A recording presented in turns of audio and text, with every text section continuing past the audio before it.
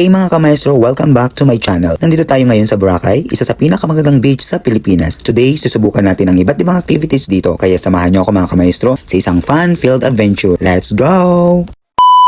Mga kamaestro, pupunta tayo sa gitna ng dagat. Tayo ay mag-helmet diving and then magkakaroon tayo ng ATV for as low as barato ra. Kasi yung tulad ng sinabi ko, kapag dito yung kuya pwedeng tawad, pwedeng ganito, o tinatawaran naman tayo and then nakakuha tayo ng discount sa kanila. So let's go mga kamaestro sa activity. Enjoy lang natin yung vacation natin dito sa Boracay here.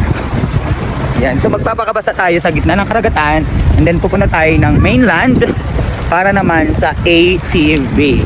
Tsaka yun, gagawin natin zipline and then may sakawa, diving, basta yun.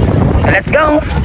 Naglakbay kami papunta dito sa site kung saan kami ay mag-helmet diving at ito na mga kamaestro, mararamdaman ko na kung gaano kasaya ang helmet diving at nag-i-instruct si kuya kung paano daw huminga sa ilalim at baka tayo malunod. Unang activity pa lang ito pero pakiramdam ko ay buo na ang bakasyon ko dito sa Boracay dahil naman sa ilalim ng dagat ito mga kamaestro. Anong ganda talaga din sa ilalim ng dagat at makikita mo ang real corals and fresh fish. Sa mga nagtatanong kung magkano ang helmet diving, nagkakahalaga lang naman ito ng 500 pesos. Kaya ano pang hinihintay mo? Try it now mga kamaestro. After helmet diving activity, pupunta naman tayo sa mainland para gawin ang ATV activity. Gustong-gusto kong sumakay sa UFO dito sa Boracay pero parang hindi na kasi parang nag-UFO na ako sa bilis ng bangkang aming sinakyan.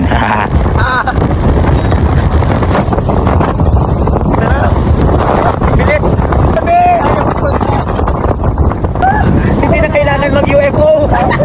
Akala ko dati ang ATV ay sa Boracay Island din. Ito pala ay pupuntahan pa namin sa mainland. Pero actually, 20 minutes lang ang biyahe namin para marating namin itong activity na ito. And sa mga nagtatanong kung magkano ang activity na ito, ay nagkakahalaga lang naman ito ng 800 pesos. Pero nung natapos namin ang activity nito, ay nagtanong ulit kami doon sa mga nag-o-offer ng activities. Ang nagkakahalaga lang naman pala ito ng 700 pesos. Ayun, Diyos ko po, nabudol na kami. Pero yung 800 pesos na yun ay back and forth na. From Boracay Island to mainland, vice versa. Yan tayo sa zipline. Grabe naman.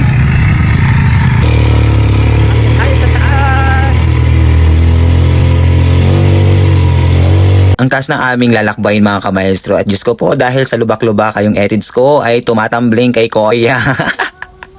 Pero sabi ko naman kay kuya, okay lang yan kuya na naumbok-umbok sa likod mo, hindi naman tayo talo, di ba kuya? So, ang bilis kasi niya magpatakbo na para bang walang lubak na dadaanan. Tapos, na para bang walang bangin na pupuntahan at lalaglagan. Ay, naku Diyos ko Lord kuya. Pero nagtanong siya sa akin kung ano YouTube ko. Thank you kuya for subscribing me. Oh.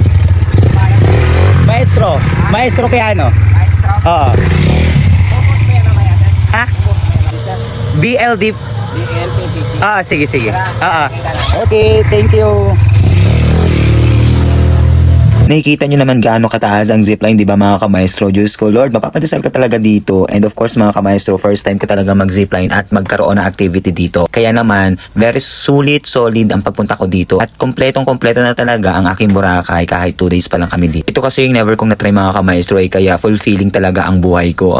Thank you Lord for this opportunity, grabe. At hindi pa nga ako nakompleto dyan, nakontento mga kamaestro sa pagsakay ko sa zipline. Nagpangalawa pa talaga ako kahit ako'y magbayad mga kamaestro, talagang sabi ko, pwede bang umulit kasi parang kulang. Super solid talaga. So ready tayo mga kamaestro. Second time around. Okay, proceed to release. Proceed to release. Thank you, sir, for choosing BLTV sa iyo. Okay, thank you very much. Thank you. Bye-bye. Ang ganda. Grabe.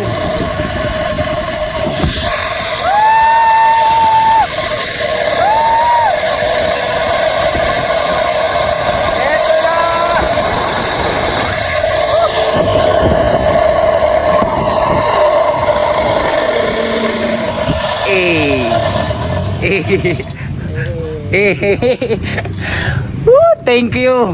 Thank you very much, kuya. So, ang taas niyan. Sulit ang bakasyon. Super worth it talaga ang pagpunta dito.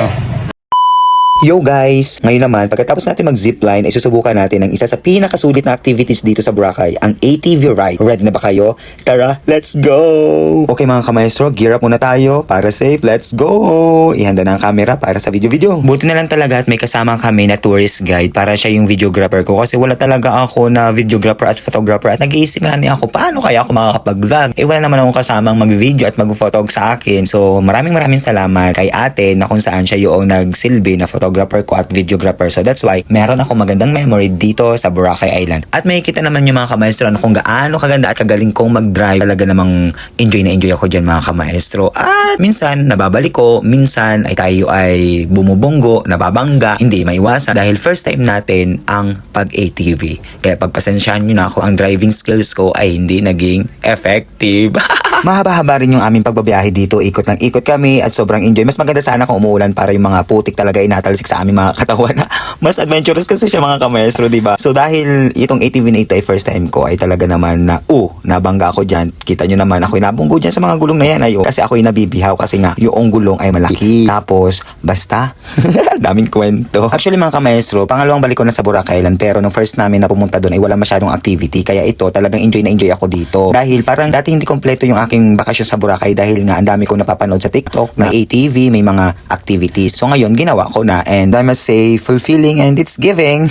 Meron pala ditong official photographer pero hindi mo makukuha yung soft copy kapag hindi ka nag-print ng worth of 1,000 pesos. Sa tingin ko dito sila kumikita eh. Kaya ako yung no choice kasi maganda yung kuha nila. At mga kamaestro, hindi ko rin pinalagpas ang paddleboard. Hindi ko alam kung paano ito balansehin pero napaka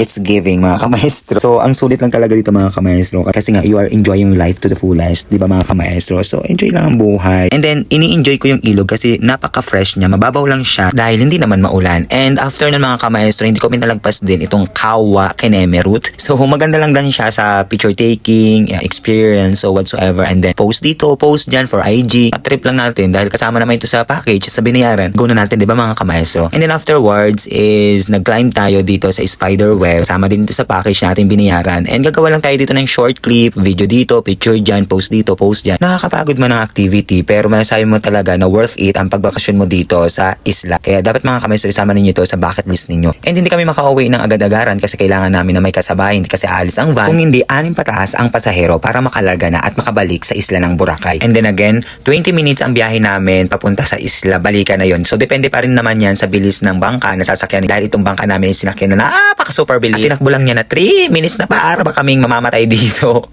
Sobrang bilis lang talaga at nakakahit. Ayun mga kamaestro, walang kapaguran talaga ang ating Boracay vacation. Ito na nga at kami ay nanood ng sunset at super ganda talaga kapag nasa tabing dagat ka, maaliwalas, tapos napapakinggan mo yung alon ng dagat and then habang pinapanood mo yung paglubog ng araw. Yun lang mga kamaestro, maraming salamat sa inyong panonood and see you to my next vlog. Bye!